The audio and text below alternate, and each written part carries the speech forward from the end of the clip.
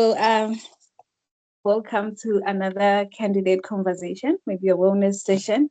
So, my name is Zelia. I feel like we always do this. So, if you don't know me by now, please make sure you attend the sessions. But yes, so my name is Zelia, and I am the Chief Wellness Officer here at Endunamo. So, my role today is very simple. So, I am with and our previous APC candidate from last year. So she's here today just to share her story with you guys. We know you just received your results, so you might be here wondering where to from here, or maybe now you are at a place where maybe the results didn't reflect the effort that you put in. So today we are just going to hear from someone who's been through the journey, the first similar challenges as you. So we want you to just be present, just take notes if you have to, and ask questions. I always believe that someone who's walked the journey is the best person to, to provide some of those insights that you need to soldier through, even as we head to the case study. So the baseline assessment is done, but how do we move forward? So today I have Davidzo, so I'll just be handing over to her shortly. But maybe we know the house rules by now. So please keep yourself muted unless you're invited to speak. So feel free to ask questions, even on the chat. So if you don't want to unmute, you can ask questions on the chat and then she'll address them. Should you want to maybe speak, please raise your hand and you'll be acknowledged. So please, let's keep this a judgment-free zone. We are here to learn from each other and to support each other. So let's be respectful and open. So yeah, so Davidzo, you can take over, please.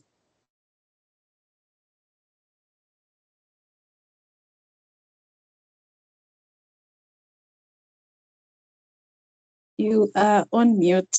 You are on mute. Thank you, Zalia. Good evening, everyone. Can you hear me now? Yes, we can. Good evening. All right. How are you, people?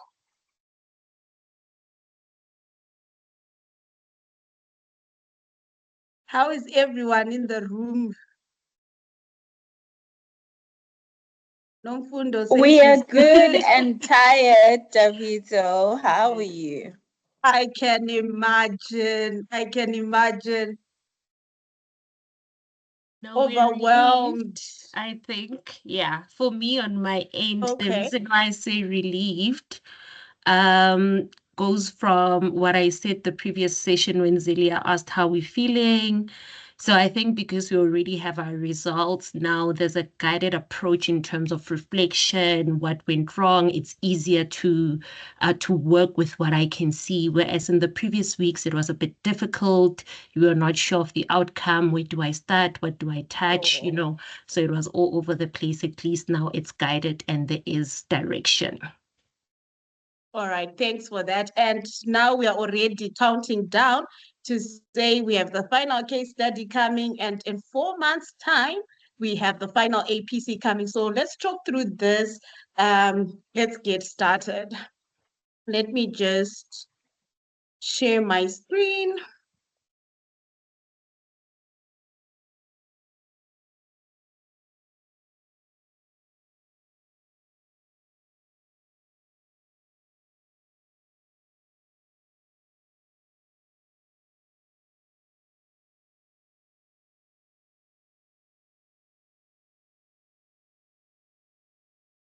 Confirm you can see my slides. Yes, we can. Okay, no, that's fine. So as mentioned, my name is Davidzo Paradzai. I was an APC candidate last year. I sat for my final APC, and I was an Endunamo candidate. So I have a lot to tell. But I will go through it. All right, so just an introduction. My name is Davidzo Paradzai, CAZ. I am a member of the ICAS Institute qualified. I became a member in April this year. So that's me. I am an audit manager with a firm here in Botswana. So I relocated to Botswana in 2021, and I had to travel to Zimbabwe to go and sit for my APC. I have a long story to tell, but yes, that is how it went. It went by because I could not sit from any other venue, which is not Zimbabwe. So I'm working from here, but I had to go and write the APC in a different location. I'm also an EPC marker. Uh, I have been marking the APC. I mark the development case study. I mark the baseline case study. I'm also an IAC marker. So yes, I have an appreciation of what's going on, what happened in the development, what happened in the baseline case study, so we can talk through those. So I have told myself that my story is different because I was in this journey for a long time. So my story is a story of resilience and honestly hope, because I don't know what I felt when I went to write the APC for the third time and failed. When I went to write for the fourth time and failed. When I went to write for the fifth time and I failed. I'll tell you more about it. But I was in the journey for the longest time until I joined Endunamo and my story changed. So I'll walk you through the journey. So how my academic journey started, I'll talk through tertiary. I started my university in 2010 with the University of Limpopo in South Africa. So I did an undergraduate degree in accounting for 3 years. Thereafter, I did an honors with University of Limpopo for a year. I completed in 2014. So if we are to count from 2014 to 2024, when I then passed my final APC exam, you can tell that's been 10 years. But I'll tell you what was happening in my life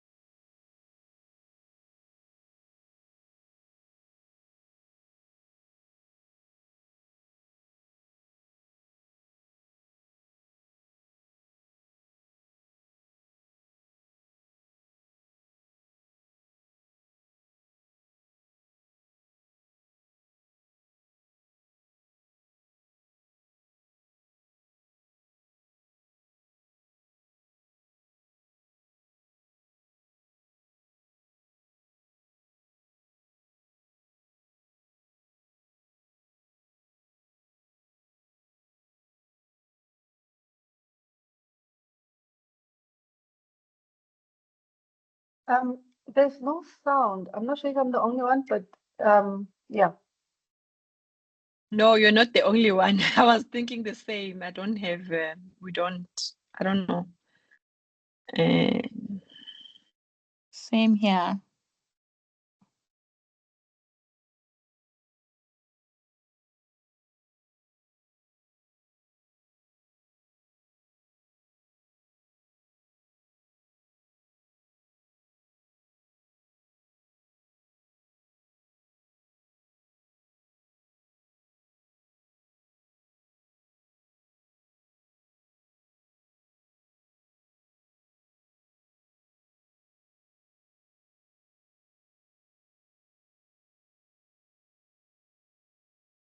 I'm not sure what happened, but she's trying to rejoin. Apologies for that.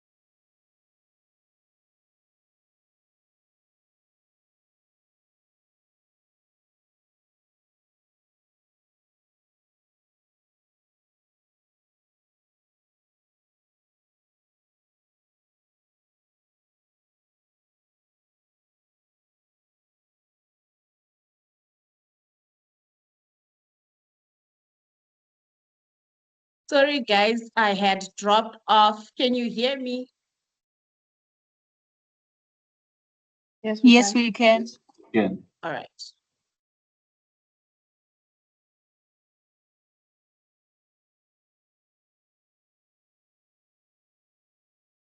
Zelia, can you advise? Do you want to share my slides? Looks like I can't share now. Let me see. And Damu, are you able to assist?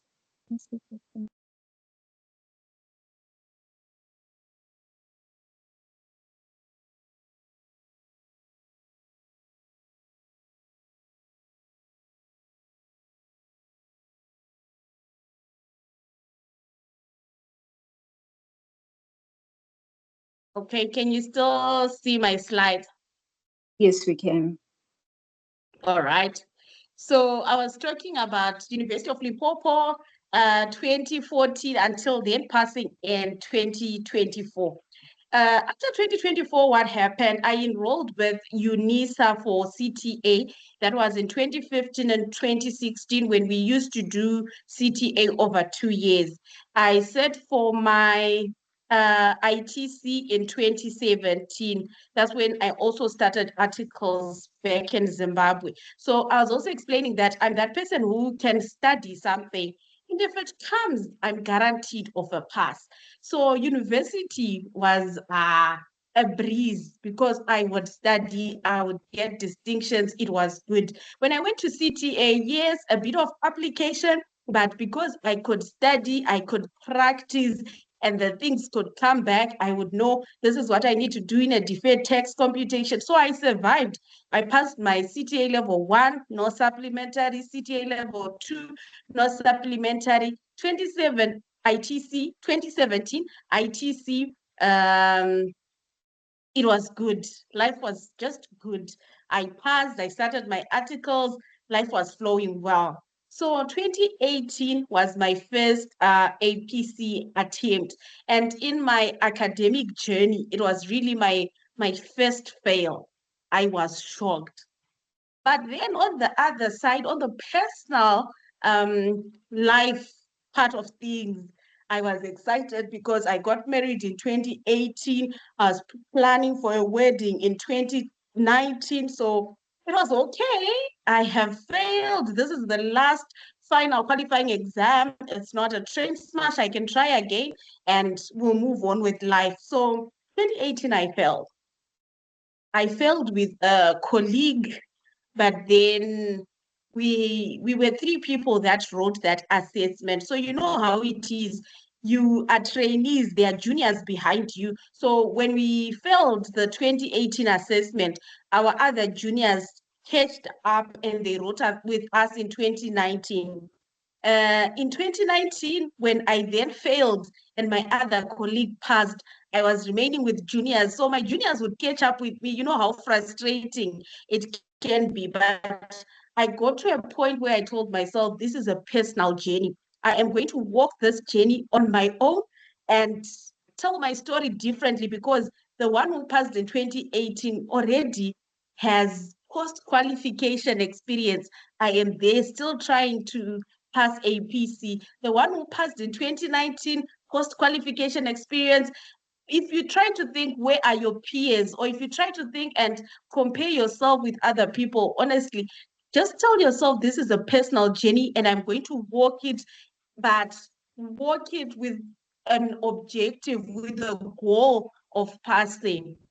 So 2019, there's no year that I did not write the APC until I passed in 2024. So I'm sure you can then count the number of years. To top it up, there was a year where there was a glitch in the final exam. I think it was in 2022, where we then reset for the APC in March 2023. But still, I did not pass that one. So when you count my number of attempts, please add that one and just see how many times I wrote this exam.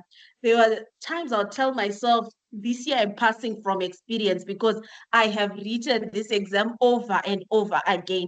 When we had group members who are first timers, I'll be like, you don't this? But then because of I don't know what mindset I had during those days. Um, I would then just ignore some of the things, but I wrote this assessment for years until December 2020, I think November 2023. EPC had, Endunamo had a workshop, an APC workshop that I attended. I really enjoyed the presentations. It was good. Then that's how I got to know about Endunamo. I had been doing other programs before. Then I told myself, if I fail this attempt, so I knew Endunamo last minute, or I knew Endunamo very late. I told myself, if I fail, next year I'm joining Endunamo. That was going into 2024. Then the 2023 results came, I failed. I just told myself, I'm tired, but let me give it another try. I will go to Endunamo. Happy days, I joined Endunamo. So since I came to Botswana in 2021, right, career-wise, I was progressing very well because I'm good with standards. Job experience has increased over the years. I am mature. So the responsibilities that I got at work were now not matching my qualifications. Very good at work, but my qualifications are lacking. So even the promotion or the growth, I'm in audit, right? The growth was not matching what I could do, but it was fine. That was my situation. So I had to juggle work. I had to juggle the home that I'm running. Then I had academics. So one thing that would happen during the Endunamo days, we would start class at 8 and finish class around half 2. The sessions were long. I lost out on family time. I couldn't rest over the weekend because soon after the half 2 class, you just breathe a bit and it's time to do other things, to refresh for and prepare for the new week. So I was just overwhelmed. I had a lot in my plate, a lot going on, but to every Endunamo class, I could tell I have benefited so much, and I had to trust the process. I was in it. I had very good support from my husband, from my family. So arrangements of saying I'm attending class or anything, it wasn't a problem, but I could tell I'm losing out on the social life. But let this be the last year I am doing this. Happy days. I then managed to juggle what was happening, told myself it's temporary. I am giving Endunamo a chance with my life. All right, it was fine. So the picture became beautiful in 2020. In 23 April 2025, I was admitted as an ICAS member. So that's just an introduction of where I'm coming from and what I can share with you guys. But I don't know whether to call it a theme or bottom line, I just want to say, please trust the process. Trust Endunamo, who you have enrolled with, right? What they have is sufficient for you to cross the line. For you to cross the line, you need to be engaged. They are not just going to be there. A lot was happening during that year, before you know it, there's a new monthly phase note. Before you know it, there's an email from Endunamo. It was going on, and I have my work emails to deal with. But I trusted the program, and I would act or react to every assignment that we are given. So this is just to say, you are in safe hands. You have a lot of resources with you. So please engage with the program and be invested. I remember there was a year that I wasn't invested. During class, I could be multitasking. Like, I hope right now you're seated on your desk and focused. I could be doing dishes. This is the session maybe for 1 hour, 30 minutes. And if I'm going to do dishes, because it's virtual, no one can see me, I could be doing dishes. I could quickly iron whilst the class is going on. just trying to balance my life. But the moment that I changed my mindset and I told myself, I am a student and I'm going to engage in this program, my life changed. I benefited from the program. So that's it about the introduction. Guys, let's go into the detail. So since you received your baseline results, I had someone saying they feel overwhelmed. I had someone saying they feel relieved. There's direction. So, okay, just so that we move fast, I'm sure these could be the emotions that you're going through because of your results. Congratulations if you did well in this assessment, but don't relax. Let's keep the momentum, guys. If you didn't do well, like I was saying, you have the resources. You are here because you deserve to be here.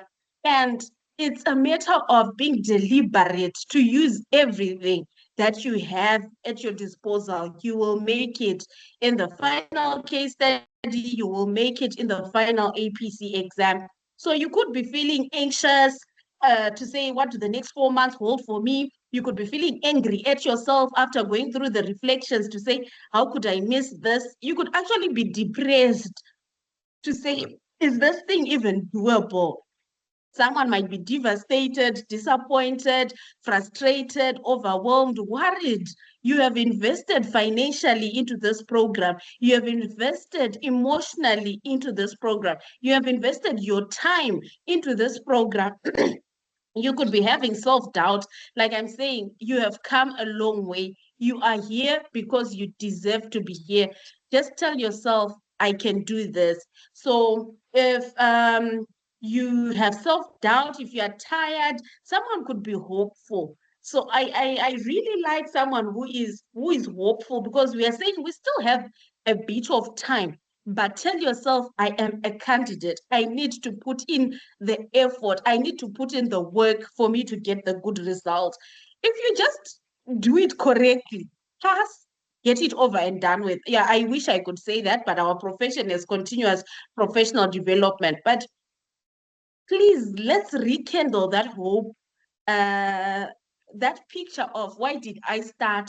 How is it going to be when I then qualify? Someone could be feeling relieved, but that relieved person, please, let's not relax, because we still have time and we are still in the program. You can't say you have mastered it yet. We will master it after sitting for the final exam.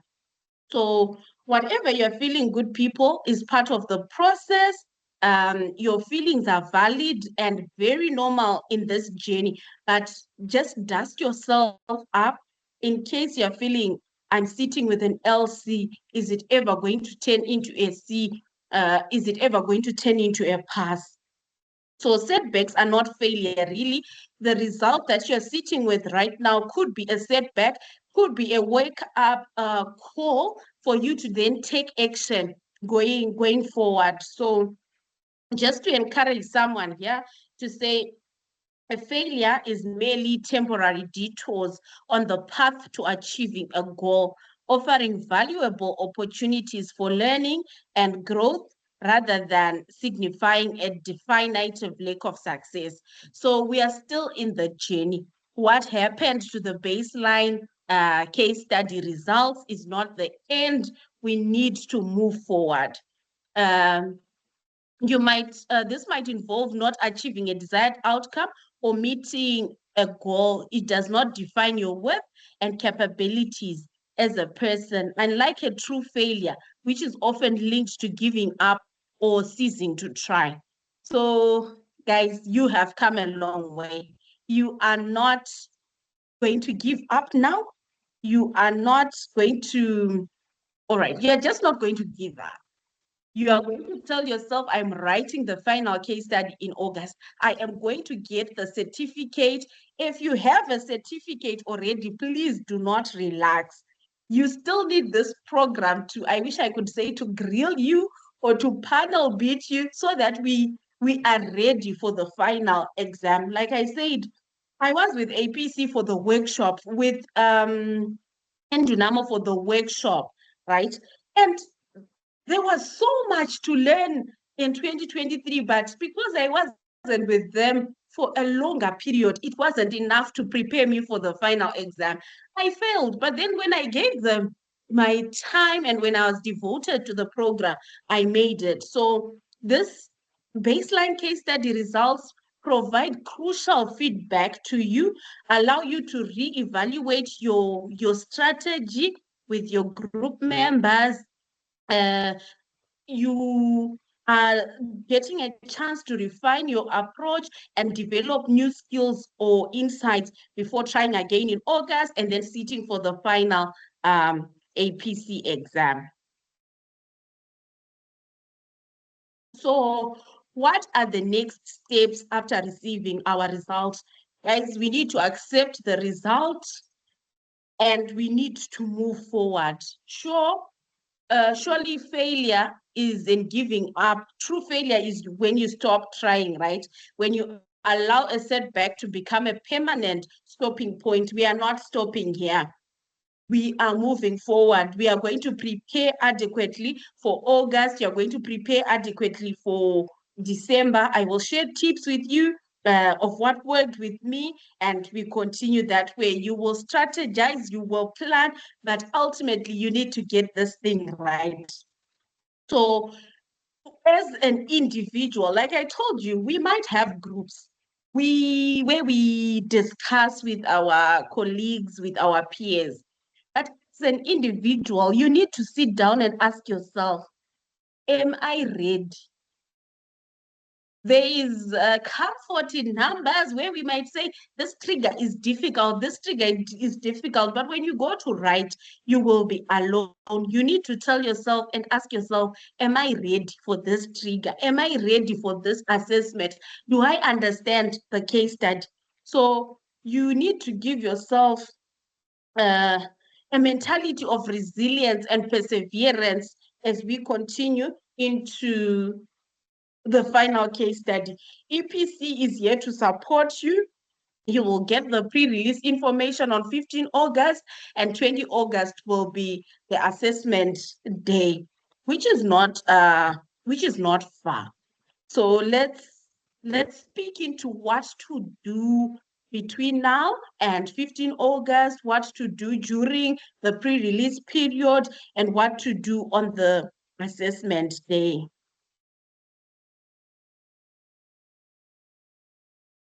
All right, so I will take questions. Does anyone have a question for me right now, or an area where you would want me to address as we speak through to what to do going forward? Any questions?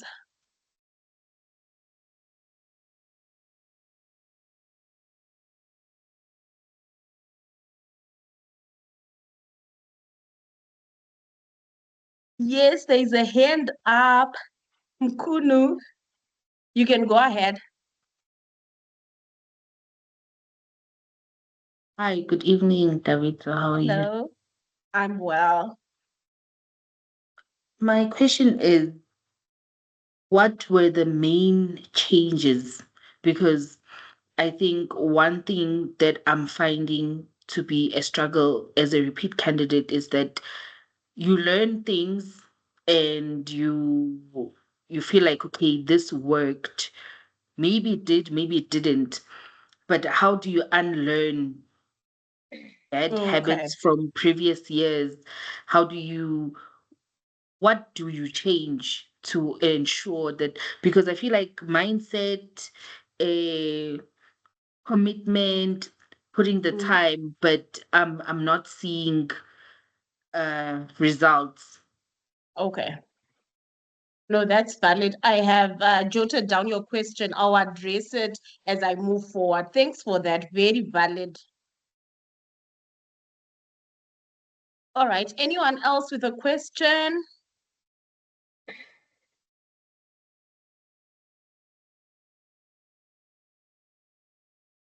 So for me to help out as I continue with my presentation, I want to know where you are having problems. Is it the day that you receive the case study? Is it the Saturday, Sunday day too? Or what to do when I start my research, what to do on the day of the assessment, what exactly troubles you as an individual. Like I said, this is an individual journey, guys. So let me hear from you. What troubles you? I will allow a few minutes to take questions. Yes, Nomfundo. Hi. So, Hello.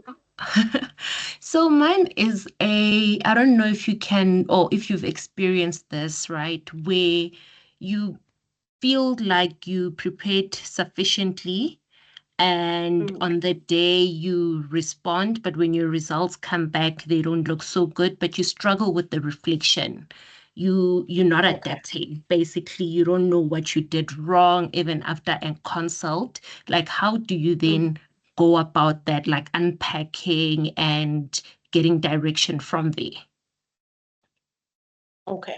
No, that's fine. Thanks for that question. Anyone else?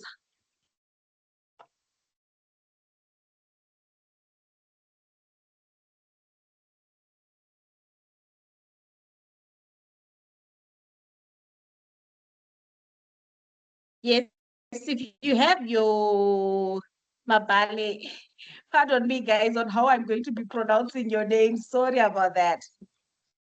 It's okay. It's okay. Thank you.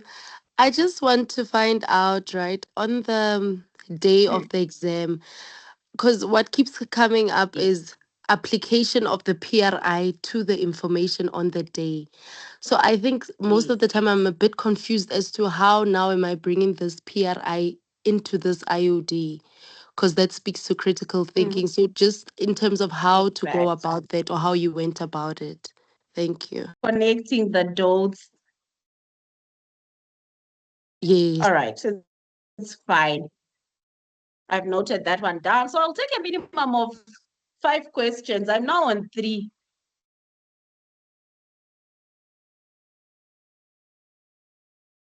Hi, David. Hi, yes. I think I don't know if it can be an addition to what Nomfundo said, but in the case where like you've done your preparation, you've done the work, you leave the exam room, you're confident, and then the results come back, and then it's like, okay, it's not aligning to how you What you felt expected. or the thought process, what you felt you wrote, that it went well, Mm, right? So now, how do you identify what's going wrong when you're not able to pick it up in that manner to say, for example, like I'm saying, you felt like, okay, I'm confident with what I wrote, the preparation, but the results are not showing that. okay. No, that's fine. I've jotted that one down. So I'll take the last question. Anyone else?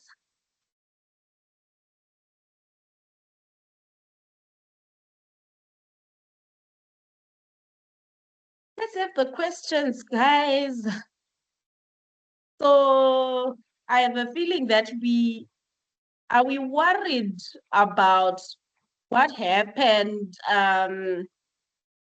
in the baseline case study and the results, but we also need to have a mentality of moving forward. So I also want someone who can ask me things that trouble them in preparation from day 1 to day 5. Are we happy with that period?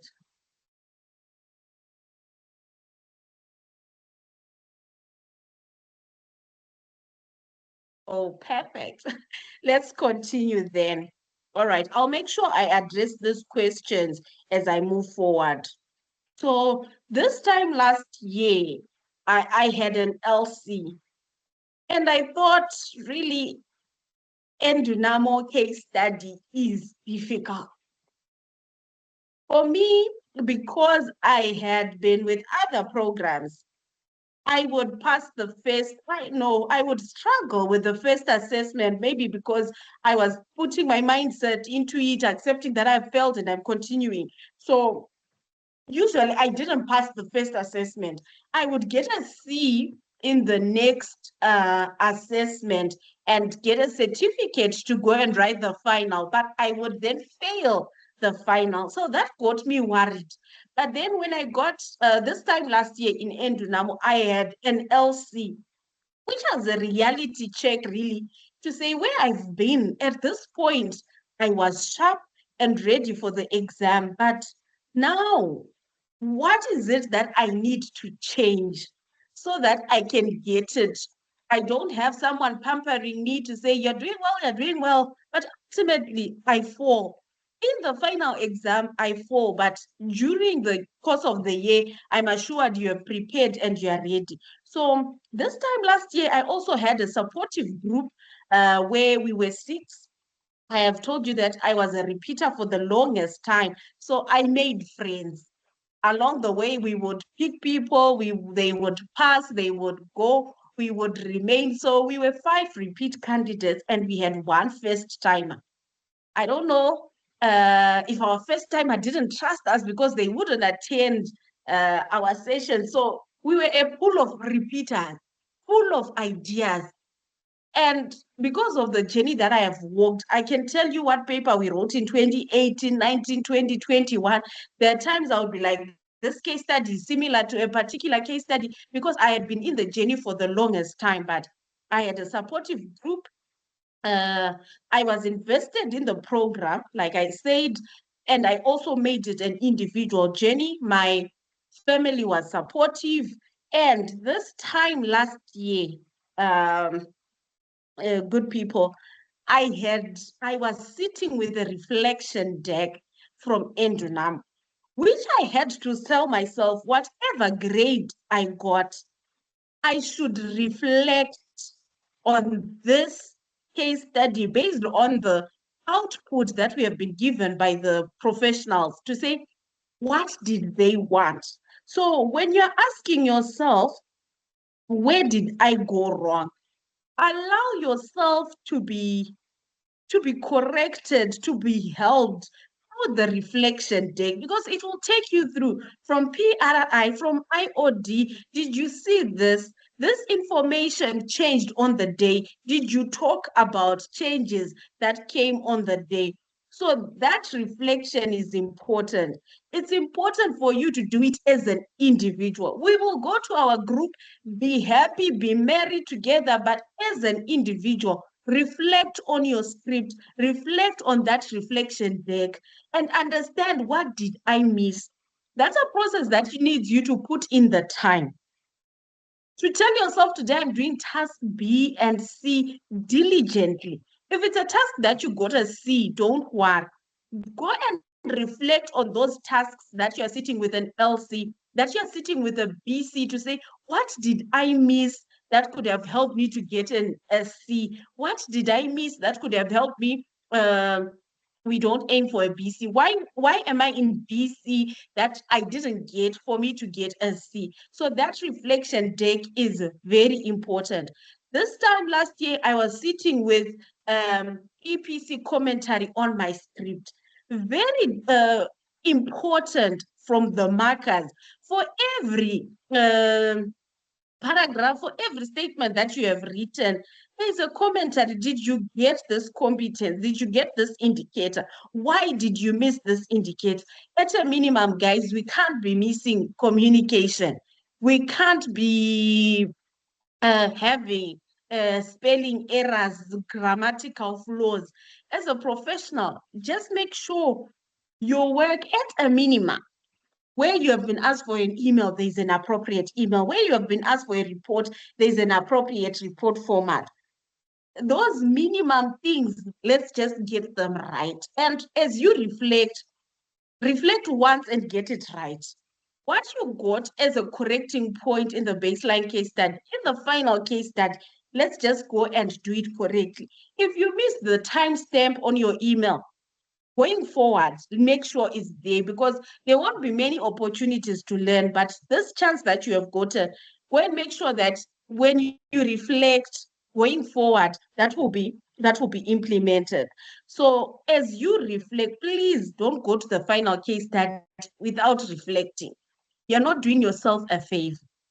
We might have had these several times, but go and see what you got wrong before you can move forward. If you don't do that, if you're not true to yourself, then you are likely going to get the same outcome that you had previously.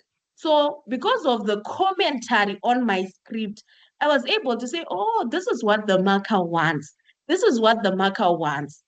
This time last year, I had the 9 competencies framework. It took me time to understand that Endunamo 9 competency framework.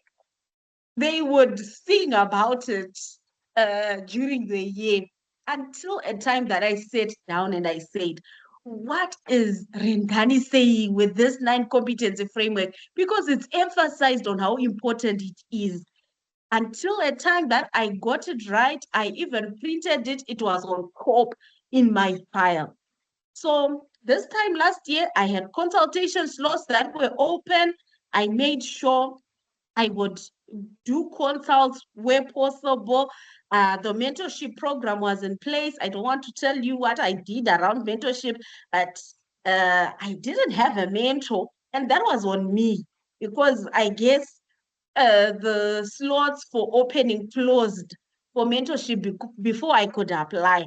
So I was writing solo, but I was dedicated. So I want to be true to you guys to say I wasn't a perfect candidate. I was human in this program, but the mentorship program was in place. For me, the EPC program was sufficient.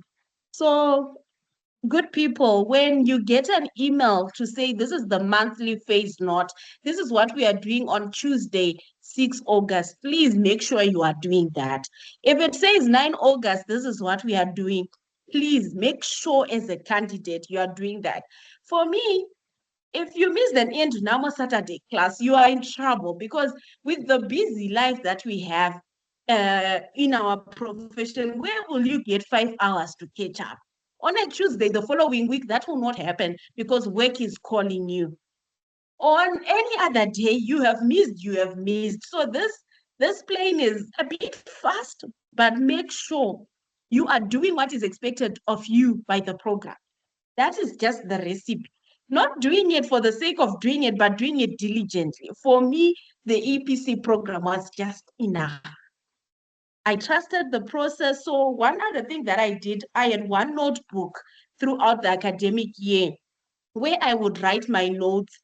When we attended class in June, my 18 June notes were in one notebook, the July, August, until the end of year, so that I could refer to one place when I was then revising at the end of the year. It might work for someone, it might not work for you, but I had one place where I could follow through. Or in that class, we talked about this. In that class, we talked about ethics. I had another chance to do ethics. I'm now combining the notes to say, complete response for ethics will be like this. So this is just on the soft side. This time last year, I had midweek sessions, I had screencasts, I had Saturday classes. So there was a lot of resources available that I was supposed to interact with and not miss. So you are in the right place.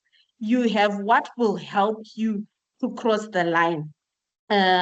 So as you reflect on the baseline case study, what is the way forward? Develop a plan of action. Take time, guys, to go through the specimen response. It might seem long, but the time that you're going to spend on that specimen response, print it, highlight if you are a person who highlights, and interact with that specimen response. They say it's perfect, but just understand what they wanted, their style of writing for that perfect candidate.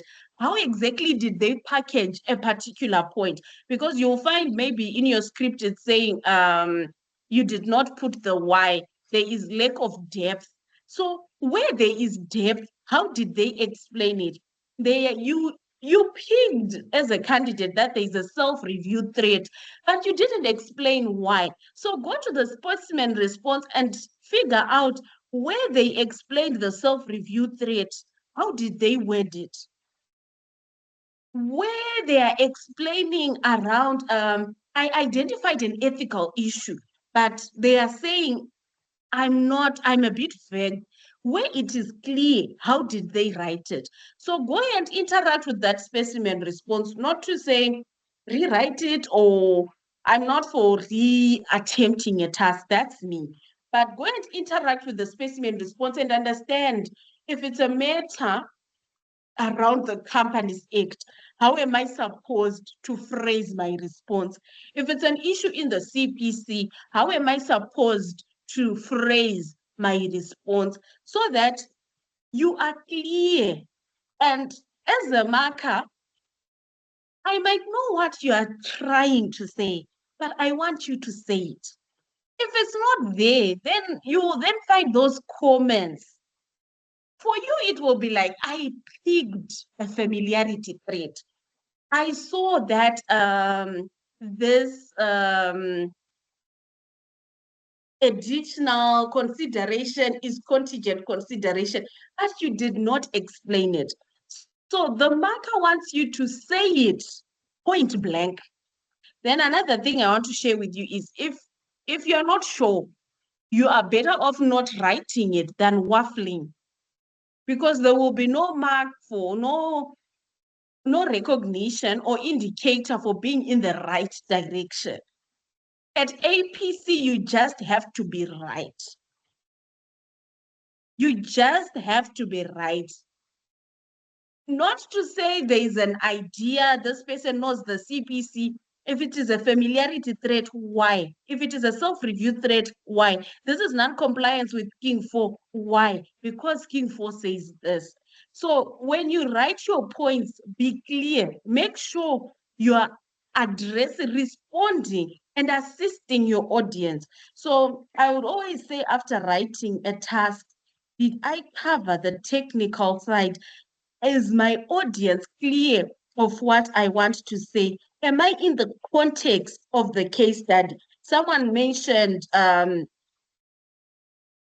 critical thinking, where they were saying, how do I connect information in the IOD to what was in the pre-release? Make sure when you respond, you're not generic.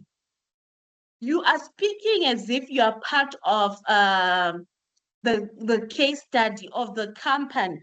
If you're writing an email to Michael, make sure in the context, your role in the case study, you're a finance manager, financial manager. When you respond to Michael, who is part of the organization, to him like he's part of the organization, our company, make sure your context speaks to the PRI, speaks to the IOD. There is a relationship. It shows you got time to go and prepare.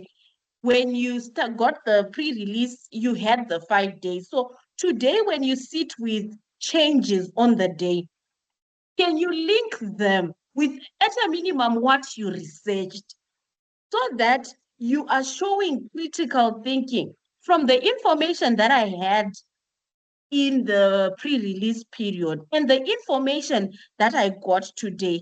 Can I adapt to changes on the day? Or you are now just looking at what was on the day and forgetting of what was on the PRI, or you're just bringing the PRI and forgetting about changes. So you really need to be of a sober mind. What makes me say this is, I said, don't waffle. If you're not sure, save that time and move forward, because there'll be no recognition for being in the right direction. There will be recognition for writing the correct thing. When you see the indicators, you actually see where it is bolded. This is what the examiner wanted. Not to say they are strict. I am looking for the word self-review threat, but if you're able to paraphrase or explain self-review threat correctly, then we are happy. So make sure when you are preparing, you will do your trigger correctly, you will remember the PRI, you will adapt to changes on the day so that you are applying critical thinking and you are responding to changes on the day, because there is, in the 9 competency framework, there is an indicator which says adapts to changes on the day, which will make you a BC or a C or below. So very, very important when you highlight or when you read the information on the day, can you tell what is new? Please do not leave that response without addressing what is new. All right, let me move forward.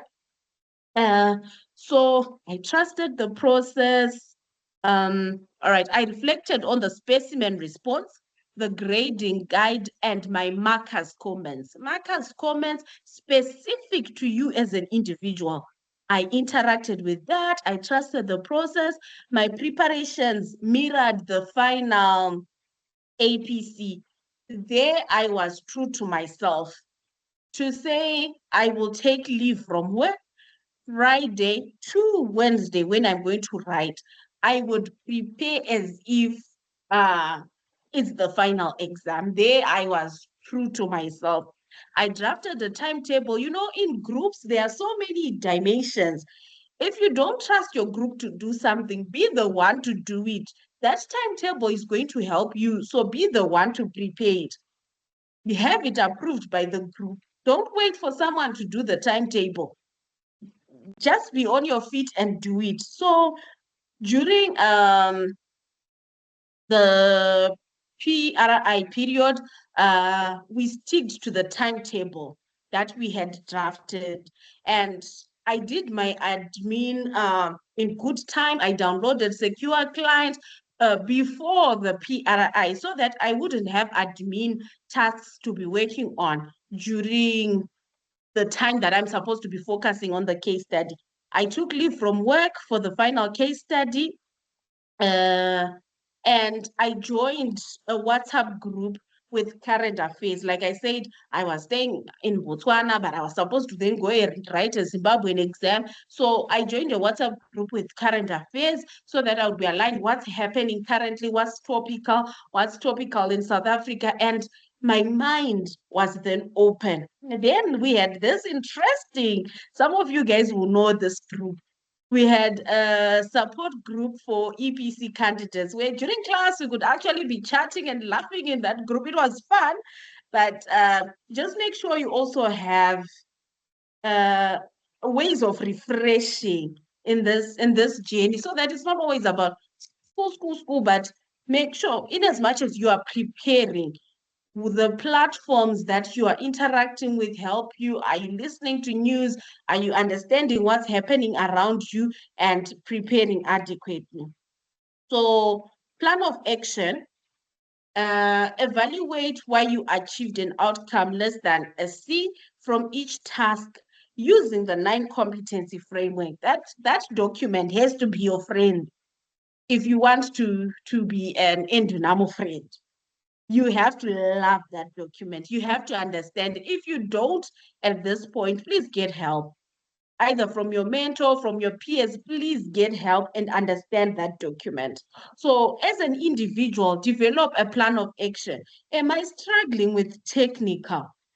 Am I struggling with understanding who my audience is? Am I struggling with context, right?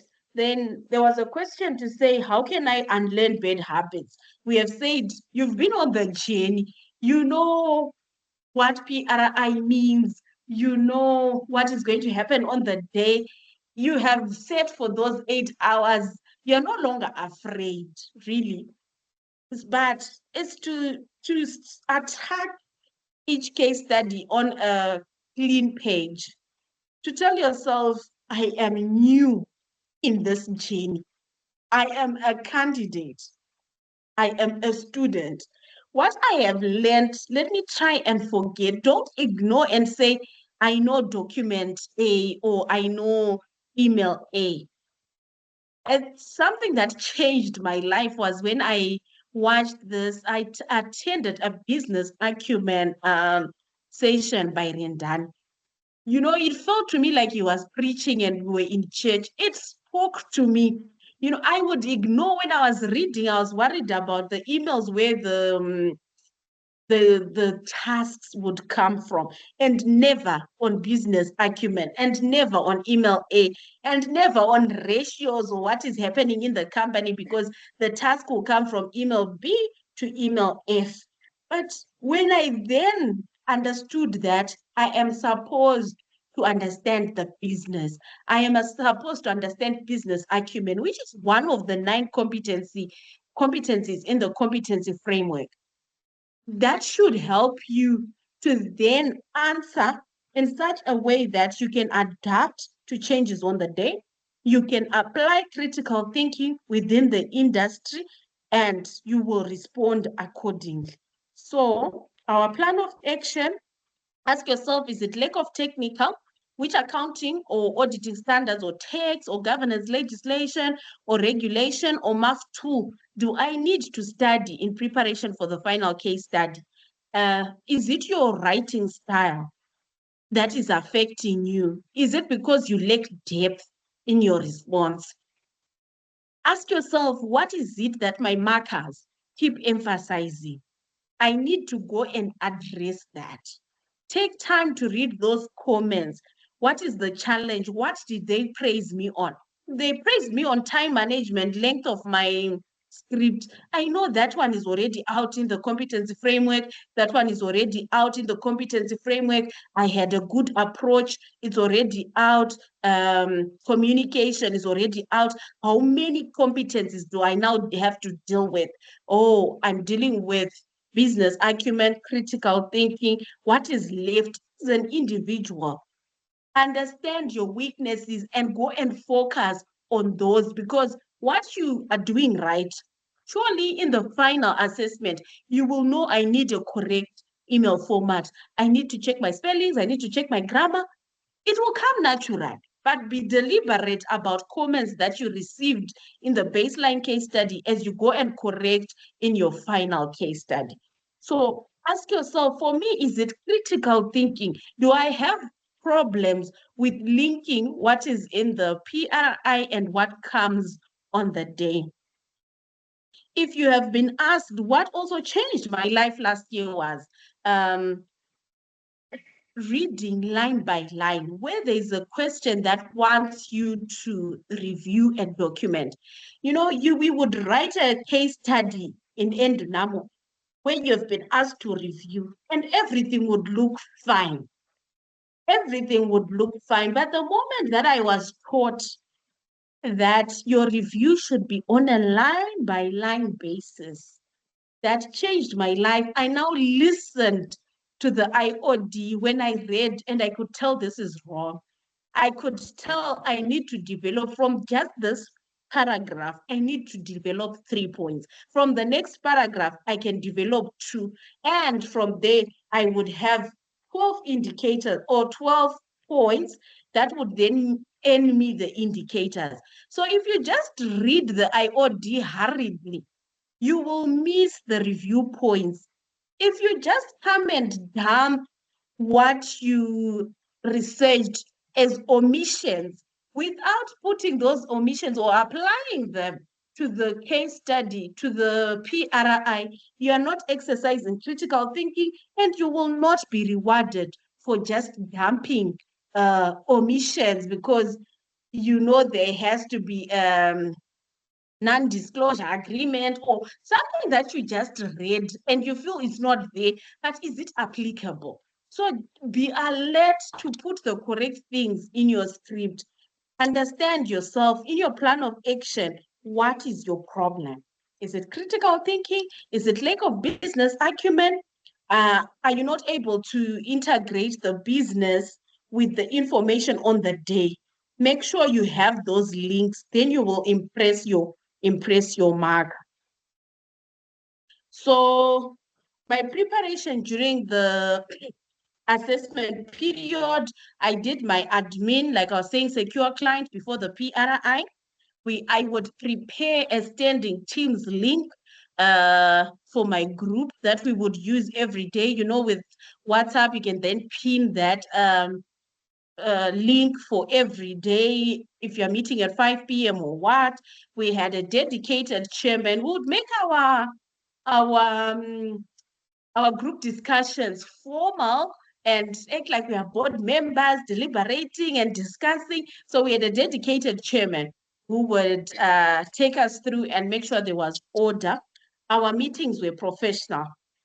Punctuality was a golden rule. We don't want to waste each other's time. If it's 5 p.m., guys, 4:45, I'm checking, guys, we are meeting at 5. 10 to 5, where is so and so? 5 minutes to 5, at 5, we are starting. So what I would then do, from Friday to Sunday, which is my day 1, 2, and 3, I worked on all documents individually. We would then have our presentations in between where we would meet, but I made sure we have done all documents by Sunday as an individual. And we are just waiting to discuss them, or we are discussing them in between. So with the technology that we have, I would use ChatGPT, Copilot, and other research tools, but I use them correctly. Don't just copy an email from the case study and put it in ChatGPT. Use these tools correctly. What I would also do is I would print my research on Sunday. This is me, guys. I would print my researches, and I told you by Friday to Sunday, I would have worked on all documents. If I have a document remaining or two, but I would print the other ones by Sunday. On Monday, which is day 4, I am doing summaries of my research. And I would then write them in pen on top of my printed documents. To be honest, I wouldn't print on Tuesdays. Then as you do your research, always aim to be a subject area expert in that area that you are researching on. Then on Tuesday, we would have a motivational meeting with the group on Tuesday, 10 a.m., where the chairman would just motivate us, even in as much as he was also a candidate. He would just make sure, guys, are we ready? What are you going to do? Is there any area which you're not clear on? Our Tuesday meeting was not detailed. It was just to catch up and motivate each other. Then Wednesday was the day of the assessment. I'm sure you know you have a long day ahead of you. You have your snacks ready. You have your file ready, your standards and all, and you're ready to sit for the assessment. So we would have team engagements during. The energy bar. Energy bar. All right, just ensure your mic is on mute.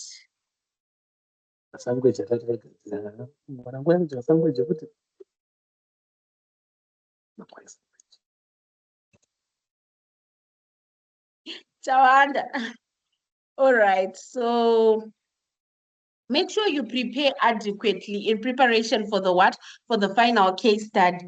In our group, everyone had to research on agreed triggers. We would then agree, guys, since it's Friday, we have discussed the triggers. We want to go and do industry research. What are we going to do tonight? Friday evening, we would do a light trigger because you would be tired. By Friday evening, you would be tired. We would agree to do a light trigger. You know, the case study doesn't come with heavy triggers throughout. So after industry research, we would then do a light trigger, which would boost our confidence to say this text is not much. So let me quickly do it and put it into a document and already put it on the side. We will discuss it on Saturday. Then Saturday morning, we would take 2 heavy triggers, which could be financial reporting and 1 management accounting task. So already I have covered three, can I call them tasks, or 3 triggers or 3 emails, because I have prepared for tax, I have prepared for financial reporting, I have prepared for math, which is 3 things out of the way by Saturday evening. We would then discuss Saturday 5 p.m. and we'll come and discuss this 5. Saturday evening, we would take another light trigger because we are tired from the group discussion. Then rest. Sunday morning, we would then take another 2, call them emails or triggers, I don't know. So already I have covered 6 emails, which can be email B to G already. You see how it's easy to do the whole pre-research, PRI research during the weekend from Friday, Saturday, and Sunday. Don't try not to do a document on Monday, because if you're on it, there is no time. You might panic, and Tuesday is too late, and Wednesday you're already going for the assessment. So what we would do is between Friday and Sunday, we are done researching.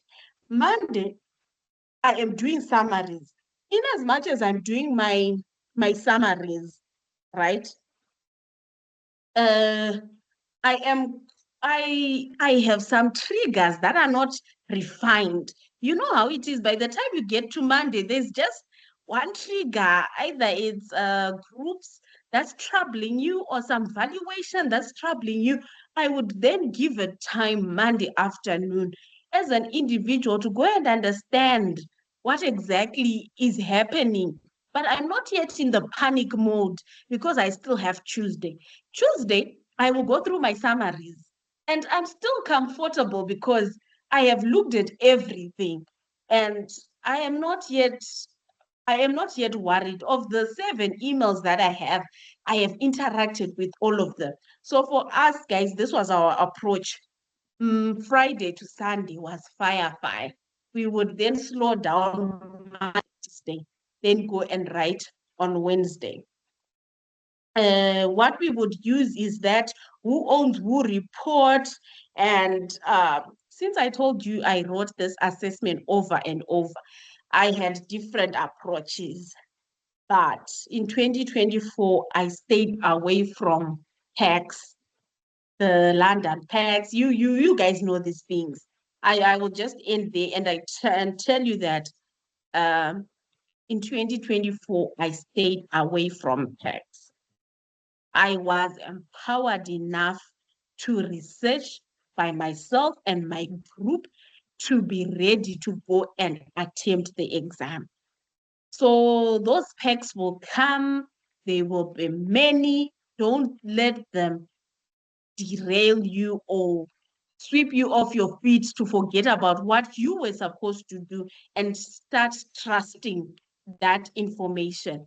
Put in the work as an individual. If you put in the work as an individual from PRI from Friday, you will swim on Wednesday. If you do it as an individual, then you can interrogate that this is new to me. This was there in the PRI. So that individual element is needed for you to then go and question what you're given on Wednesday. So the support and resources that I had, I just had a mindset shift motivated by other success stories. I had EPC emails which were important to me. The monthly phase note, I would print those things. I would highlight, what am I doing week 1? What am I doing week 2? What am I doing? When I was preparing for this session, I was thinking, what was that document called? Then I just remembered it was called a monthly phase note. I knew it. We had the caretaker WhatsApp, where I would see the status and what was going on in Endunamo became home. Part of what I need to know, what's happening in Endunamo. It was informative. If there's a class coming, it would show who is facilitating the class, what are we doing. I wouldn't then miss a class because I was informed. Information was just there. I trusted the process. I gave those people my career and they helped. I listened to pre-recorded videos. 2024, I wouldn't multitask. I would sit Saturday 8 a.m. to 14:30 when class ended. I stopped that habit of cooking whilst I'm in class. I stopped that habit of chilling whilst I'm in class, driving. I would sit and dedicate that time to class. I stayed hopeful and committed to the program. So I would say you should do the same. You are here because you deserve to be here. Remember why you started. You have mentors, you have your caretaker, lecturers, family, you have peers. That can make a difference in your life, guys. So make sure you use the support that you have. You use the resources that are at your disposal. Make sure you don't go to the final case study without getting assistance. If you are saying you cannot pick what went wrong, this was one of the questions, or you are confident you got it right, please book for a consult, book for, speak to your mentor so that they see where the exact problem is and they can assist. Allow yourself to be taught by the specimen response. Allow yourself to be taught by the reflection deck. Allow yourself to be taught with everything that is at your disposal. So this will be the end of my discussion. You can ask me questions.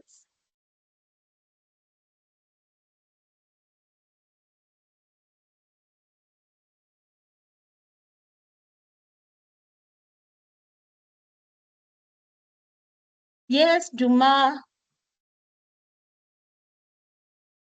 Oh, thank you so much for the presentation. I think you've mentioned that the strategy you use with your group is that you'll focus on the first 3 days, being Friday to Sunday. I struggle a bit with focus. How do you maintain the focus during those 3 days? Because I usually stretch. I think even on Tuesday night, I'm still printing and doing summaries. How did you manage to focus on those 3 days? Thanks. All right. So what you will need to do is to develop a timetable, right? Which you tell yourself, Friday, 8 a.m. Yourself and your group, you then agree on this timetable. Friday, 8 a.m., guys, until 11, we are reading. This is just random times or the times that I remember from my case study, from my times. Friday, 8 a.m. to 12 noon. You are reading the case study as an individual, you're identifying triggers, and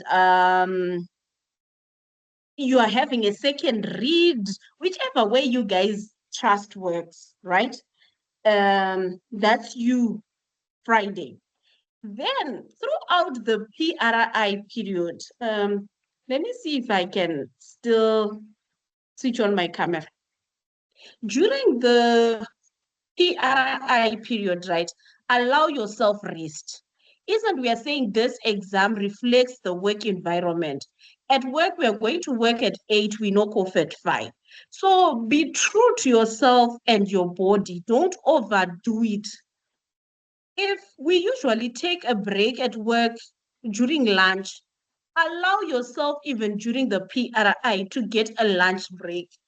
If you want to break from 12 to 1 and then meet your group to discuss triggers from 1 to 2:30, that allow yourself breaks so that you don't get tired too fast. You don't get fatigue kicking in by Sunday. Make sure your timetable has breaks. You then meet your group until 2:30 because you have been talking, you have been interacting with other people, right, which are your group members. Take another break. Then start with your industry research. Maybe you want to give yourself 4 hours for industry research. You are done by 7 p.m. You tell yourself by 7 p.m. I need to be done with industry research. I'm putting it by the side, right? 7 p.m. at home, usually it's supper time. There's just activity at your home, probably if you stay with people. Take time, leave the case study, go and refresh, but for an hour. That's between 7 to 8 or 8 to 9. Then you can sit on your desk and take a light trigger. This light trigger I'm talking about, I said is text, right? It's a trigger you can do in 1 hour or 1 hour, 30 minutes. If you are really committed and you know where to go and you know what the trigger is asking, because a trigger, take it like a problem. There is a problem that you need to attend to. You need to give value addition to someone who is asking you a problem, right? So as you address your audience, 1.5 hours, 2 hours will be enough to tackle a light trigger, which was text, right? There's another light trigger, which is strategy. Very, very short, or something to do with cybersecurity, those kind of tasks. I can then do that again. So I started at 9. I settled down at 9 until 10:30, right? Then 10:30 to midnight, I'm being true to you. 10:30 to midnight, I want to take another light trigger. So far, I have done 2 triggers. I have done industry research. I sleep at midnight. Usually when I'm going to work, I wake up 6 a.m. back. I will do the same on Saturday. Wake up at wake up at 6, bath, and settle maybe at 7. Usually we're at work at 8, maybe you want to settle at 8. Then I start the heavy triggers. I will take a heavy trigger from cybersecurity is no longer light. Guys, I was here last year. You can't say that. Saturday morning, I take a heavy trigger from 7 a.m. until 11 or 12. That's a heavy trigger. I break for lunch. So allow yourself breaks in between. The normal way you would do at work, so that, guys, all right, I'm sorry. Take a light trigger, not necessarily cybersecurity. All right. I take a heavy trigger Saturday morning. Then I break for lunch. I take another heavy trigger after lunch, right? That's from maybe 1:30 to 4. That's a heavy trigger. I now have done 2 heavy triggers and I meet my group at 5. We would meet, I want to be honest, we would plan to meet for 3 hours, but we would meet for 4. So 5 o'clock to 9 p.m., we are in the group discussion. After that, I give myself a break, right? Between 9 and 10. Because my target is to sleep at midnight, the 2 hours between 10 and midnight, I am refreshing or PP the 2 documents we did in the morning and we discussed in the group, so that it now becomes a solid document, or where I had information from my peers. I am pimping. I'm not starting anything new Saturday evening because I'm tired.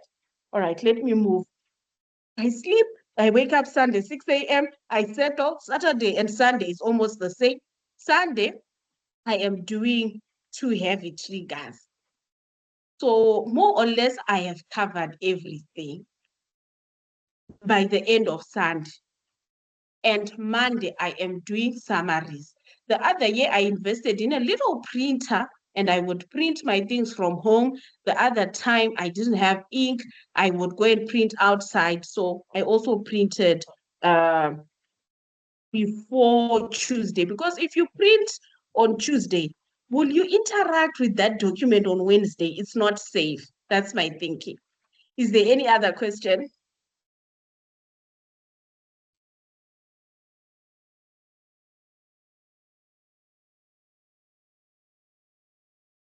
Yes, Mkunu. Petra. It's All easier right, to that's take fine. it. Keta. Okay. How many times did you meet with your group from Friday till like the Okay. end of the PRI period? Okay, so we met Friday morning to discuss triggers. Sometimes we would meet Friday evening just to catch up on industry research, but you know, there isn't much to talk about. So sometimes we would skip this Friday evening discussion because we want to go and do a light trigger, and we want to make time for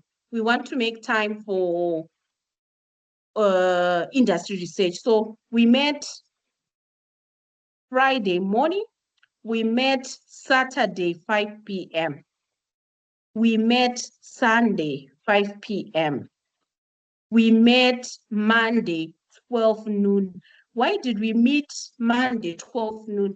To allow you to focus as an individual in the morning on Monday, and then meet when we are tired in the afternoonish, and allow us time to work as an individual again in the evening. So you see, I had a blend of the group and a blend of myself.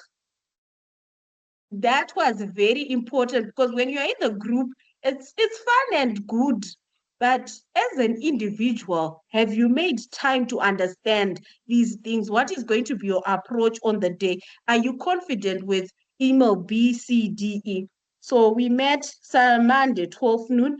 Tuesday, we met briefly at 10 in the morning. Just as a quick one to say, guys, is there anyone who doesn't understand anything from the 7 emails that we did? Tuesday, 10 a.m. was the last meeting. So we met Friday, Saturday, Sunday, Monday, and Tuesday. But the heavy days were Saturday, Sunday for 4 hours. Those were our meetings. So I know there are different approaches. Some people want to meet on Sunday, but are you not doing the incorrect thing alone until Sunday, which might be too late for you to be told a new thing by a friend on Sunday? So really, it's open to what you have agreed as a group, but this was our approach. Kept her happy. Yes, thank you. All right. Yes, Chloe. Helen, thank you, David. So All just want to right. take you to your first presentation where you've actually taken us through the journey. I've seen like the number of attempts on this journey, and I'm sitting here thinking to myself, like, how were you able to get up each and every year to say I'm registering again, irrespective of the number of failures that you have seen. And secondly, you've highlighted that you are in the group and now you are an expert. You can see that, this case study is similar to the one that I've written. And I just want to find out, like, what really changed in the year that you have passed. I know that you've touched a little bit on that. There was more reflections, but what is it that you can say that you have actually been doing wrong, but you keep on doing it? Because it looks like when you change the approach, and that's when you started seeing the positive results. All right. So what I told myself was, I can't give up now because I've come a long way. I sometimes reflect on my own to say, but what was I thinking when I went to sit for the 4th time? Because remember, every year I would do the program. I would register with an institution and go through the program. So I was hopeful every year. And every year I would tell myself, even when the results come, it's a 57%, I'm a repeater for years. You think I'm not in the 57% pass rate? Then I would find myself, I'm not. It's a 64%, I'm not there. So I told myself, I've come a long way and I can't tap out now. None of you guys is going to tap out of this journey because you have done CTA, you have done ITC. It's too late. to tap out. Let's be accountable to each other. It's too late to tap out. So I wasn't going to tap out. And with family support also to say, you've come this far, then what? What will you be at work? What will be your role? Who recognizes? Who will know what ITC is? Who will know what CTA is? So I had to get to the finishing line. I failed, but there is no other option but to then pass it. You have no other option. There could be new routes coming. You can go through this route and then ultimately, right? But ultimately, we want to qualify and see that designation after our name. So, after failing, even on the 5th, on the 7th attempt, right? Giving up was not an option. One, I guess that answers failure. Then the mindset. When I then joined Endunam, I was tired. I was honestly tired because my husband will say to me, "You're going to write again." There are times I'd complain, but you see this money, this investment, I would say, yeah, you'll do it again. So I realized, yeah, I'm in trouble. If I want to be happy in this home, if I want my life back, I need to pass this thing. So I changed my mindset. And I was like, I am now a student. There was a time I was considering resigning from work so that I could be a student, but they say you need that work for you to pass ABC. So I wasn't going to then resign from work. I stayed there. And because of my several attempts now, no one really gives you such leave days. I got to a point where now my leave days were negative. I couldn't go anywhere during the year because my leave is study leave. I was in a mess. I was in trouble because of APC. So when I changed my mindset, I told myself I am a student and I have to be in class. I have to open Endunamo emails. I have to listen to what they say about the 8 tasks that we wrote. It was just to tell myself that I am an adult. There is life out there. There is social life. But for me, I am in trouble with this thing. So either I get it right or I will continue doing it. Because I think back then there was a time where we were offered 6 attempts, and if you fail for on the 6th attempt, you had to go back to CTA. Fortunately, when I then came during my time, it had gone. Otherwise, I was going to be a potential candidate of going back. So 6th attempt. Now, even explaining to people that she has exams, what kind of exams do not end? But giving up was not an option. And you better read those emails, guys. Those emails will come. And telling myself, I am a student. Don't treat this program high level. Don't treat it like adult education. You have to be in it. You just have to be in it. So I hope that answers to saying, after I failed, giving up was not an option. At home, and as an individual, can I say I still had the drive? I wanted it, but I was tired, especially in 2023. It was my waste. I was just off. 2024, when I came back, I was like, I will give it my all. I will be there. I will attend class. I will give excuses to family, but I will make sure. So the good thing was we don't then have classes every Saturday of your calendar, of your year. It was we would miss one Saturday in a month. And it was a bit flexible, but you would know you are an Endunamo person. You have enrolled and you are in it. So yeah, that was me. Failure and change of mindset. I hope that answers you, Helen.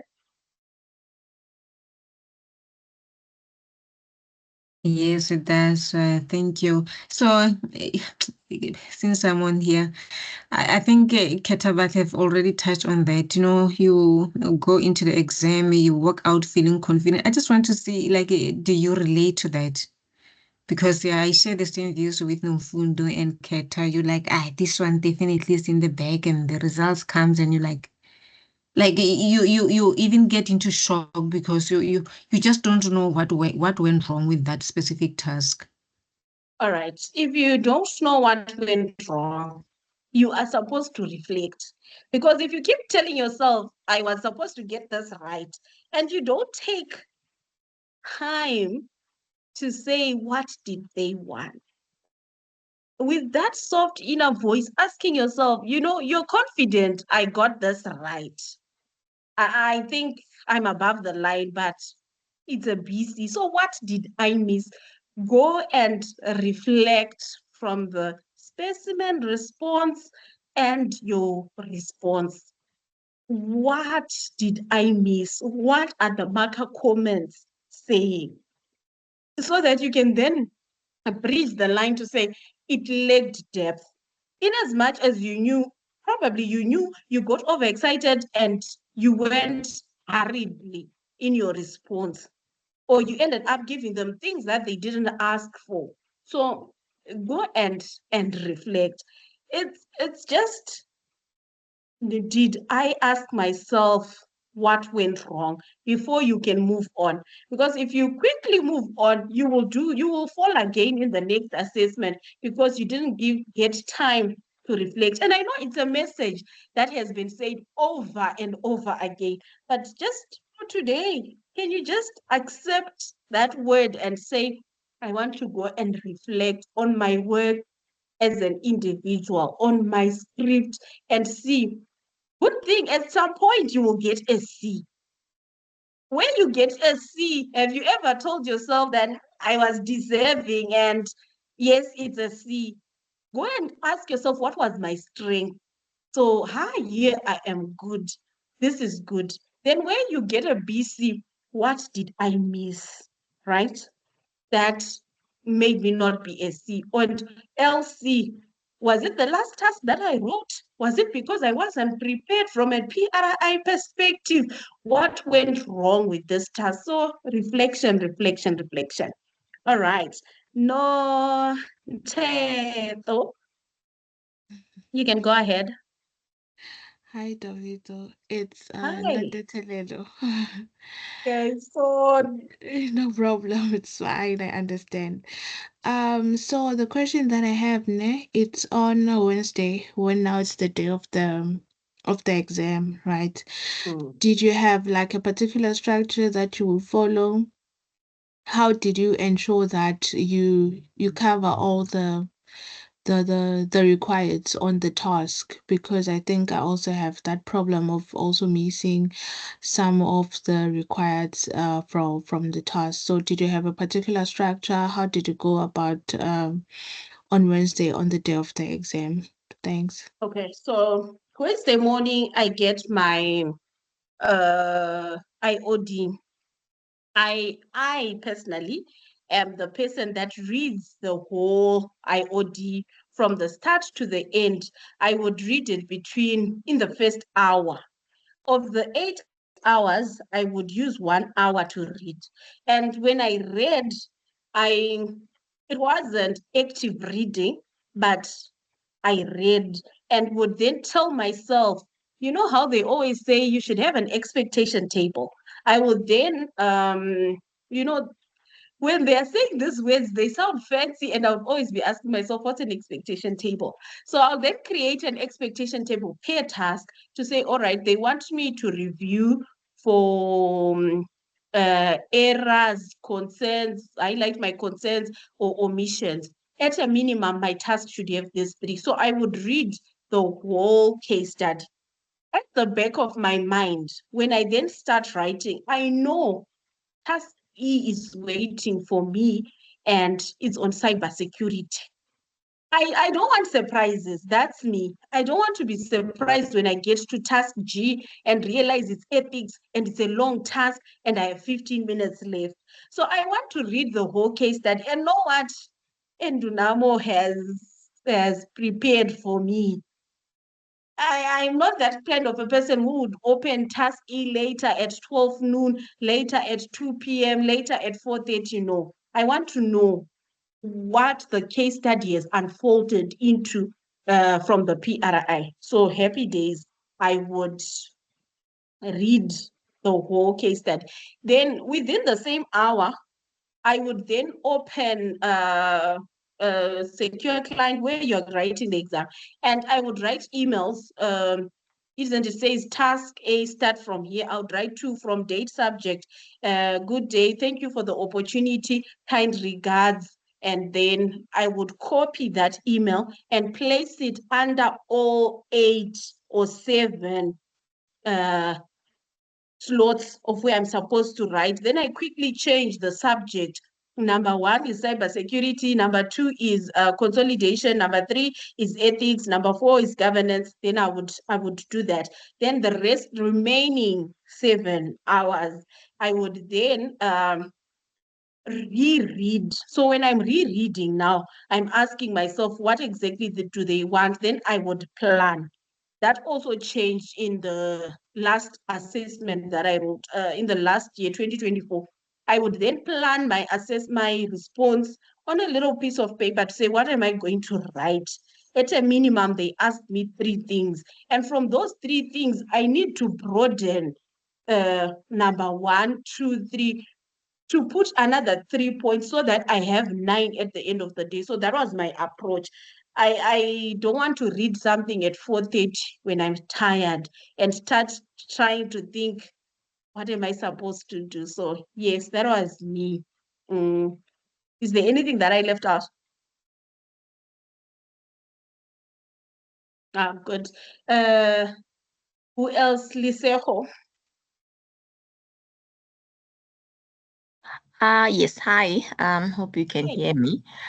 Yes. I hope I'll be able to say what's in my head, because I struggle a lot with saying exactly what's in my head. With this exam, in fact, today, because I'm still going through the reflections, that I found myself very angry, even at the examiner. And I think I did the same with the mini case study. Sometimes, yes, mostly I'm angry at myself for missing things, but I find myself very defensive of my answers.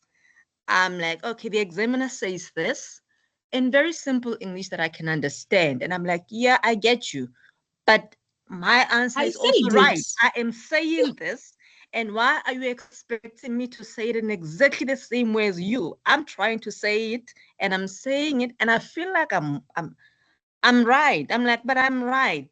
And I'm trying to come up with a way of saying I am or I'm right.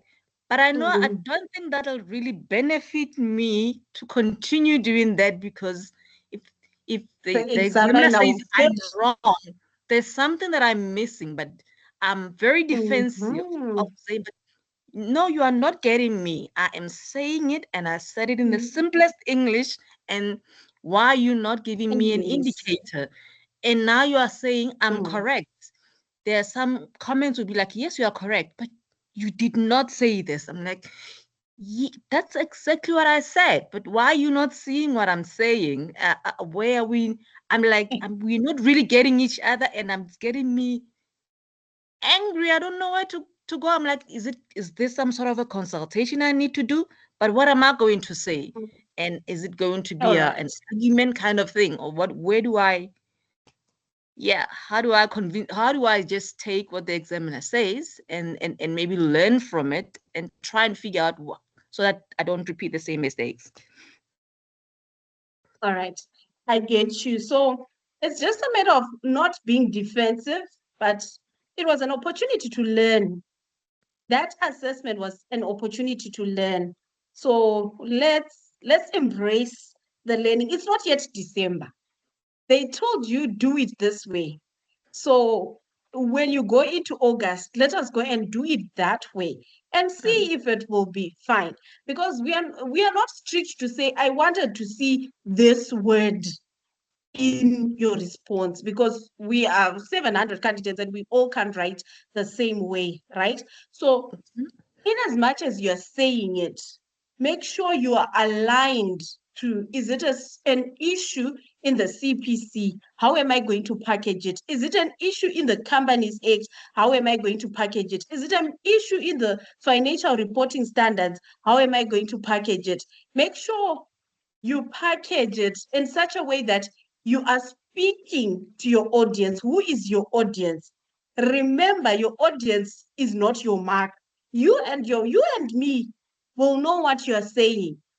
But if you are presenting it to the board, make sure it's subtle so that a board member who is an engineer, who is a doctor, can hear you. So humble yourself, don't be defensive.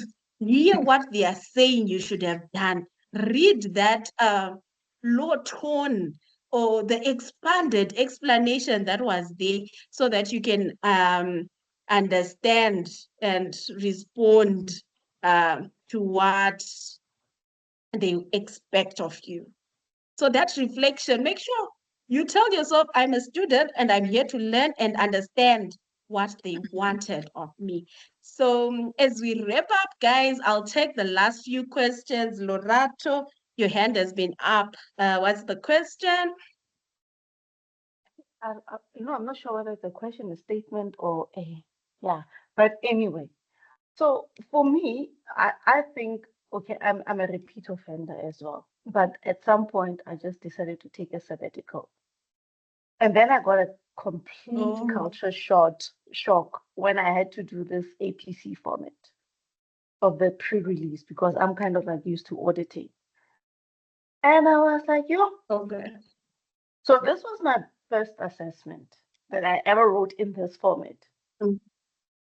But I must say, I appreciate the feedback that I got. And even after writing, I could say, you know what, yeah, I know. But, and then in understanding, but my concern is more from a point of view of saying, okay, I know, I know what I want to say, but I don't think I'm saying it. I'm putting it out there on paper. I'm not thinking as quickly as I am typing, and also adapting to this whole new format in a way in which, this exam is now structured. That for me is the trick, that transition. All right.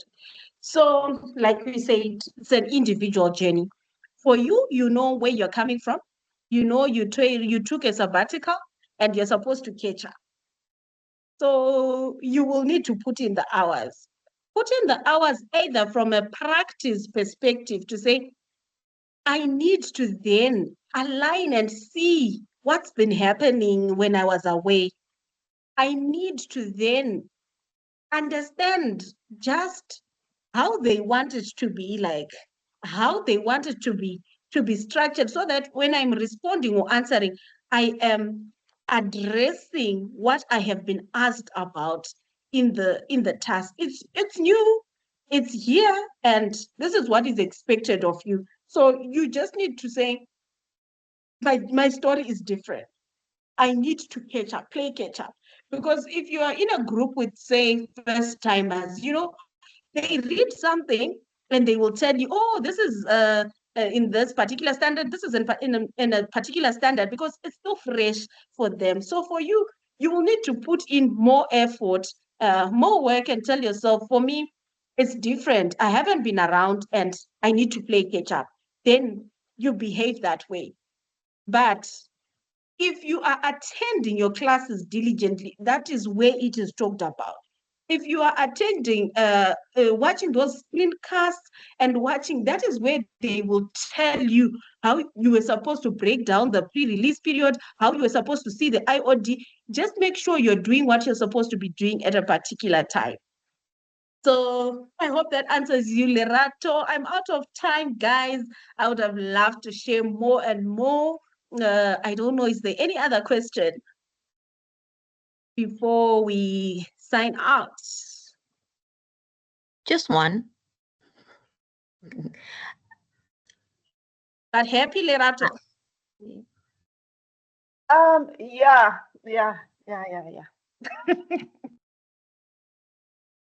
All right. Okay. Just a quick question. Okay.